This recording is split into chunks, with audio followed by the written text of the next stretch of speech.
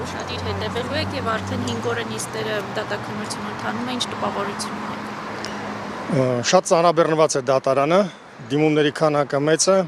նյութը ահռելի է, շատ մեծ ծանրաբեռնվածությամբ աշխատում են դիմող կողմերն էլ դատարանում։ Պարոն Զեյնալյան, առաջին օրը Արամ Օրբելյանը միջնորդություն ներկայացրեց, որ բոլոր 9 դատավորները մասնակցեն դատաքննությանը եւ կիսեն որոշման ողջ պատասխանատվությունը։ Դուք այս կարծիքի հետ համաձայն եք։ Ես կառաջնորդեմ բացառապես Սահմանադրական դատարանի աշխատակարգային որոշմամբ եւ դրա սահմաններում կմնամ։ Եվ նախագահը պարոն Դիլանյանը ասաց, որ շատ դժվարությամբ են բաժանվել գործընկերներից, արդյոք ավելի ծանրաբեռնված չի լինելու դատարանը 7 դատավորով քննություն իրականացնել։ Անշուշտ ավելի ծանրաբեռնված կլինի, իհարկե ավելի ծանրաբեռնված կլինի։ Այո։ Եվ պարոն Զեյնալյան, երեկ Տիկի Սաֆարյանի հարցից հետո դիմողները հայտարարեցին, որ բարձր դատարանում քաղաքական հայտարարություններ հնչեցին, դուք ինչ կարծիք ունեք, դուք լսել եք, հետևել եք։ Այո, լսել եմ, հետևել եմ, առցանց մշտապես հետևում եմ, ուղիղ եթերում հետևում եմ։ Կարծում եմ Սահմանադրական դատարանի նախագահը լուծեց խնդիրը։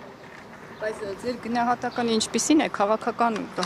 կորակեք այդ հայտարարությունները, երբ որ փորձում են նաև Ռուսաստանի Դաշնության ազդեցություն բերել ընտրությունների վրա, հիշում եք ԱՄՆ-ում Թրամփն էր երբեմն մեղադրում, թե Ռուսաստանը էականորեն ազդել է Ամերիկայում այս կամ այն ընտրությունների արդյունքների վրա, հիմա ՍԴ-ում են նման հայտարարություններ հնչում։ Ընտրական գործընթացը իրավական լինելու զատ, նաև քաղաքական է, կամ նույնիսկ հակառակը քաղաքական լինելու զատ, նաև իրավական է, եւ այդպիսի պնդումներ կամ հարցապնդումներ կարող են լինել Սահմանադրական դատարանում։ Զեյնալյան, Տիկին Գալյանին հարցրեցի, ձեզանից էլ է հետաքրքիր իմանալ ձեր կարծիքը։ Սահմանադրական դատարանը դեռևս որոշում չի կայացրել, հա, ամսի 4-ին է նախնական հայտարարության կայացնելու, բայց արդեն իշխող կուսակցությունը խորհրդարան է ձևավորում, խոսվում է նաև կառավարություն ձևավորելու մասին։ Դա ճիշտ է, թե պետք է սպասեին դատարանը ինչ որոշում կկայացնի։ Գուցե դատարան օրինակ որոշում է, որ պետք է նորից ընտրություններ անցկացվեն։ Քաղաքական կազմակերպությունները, կուսակցությունները իրենք են որոշում ինչպես վարվել, իրավական մարմինը ինքը իր գործառույթներն ունի եւ իր օրակարգն ունի։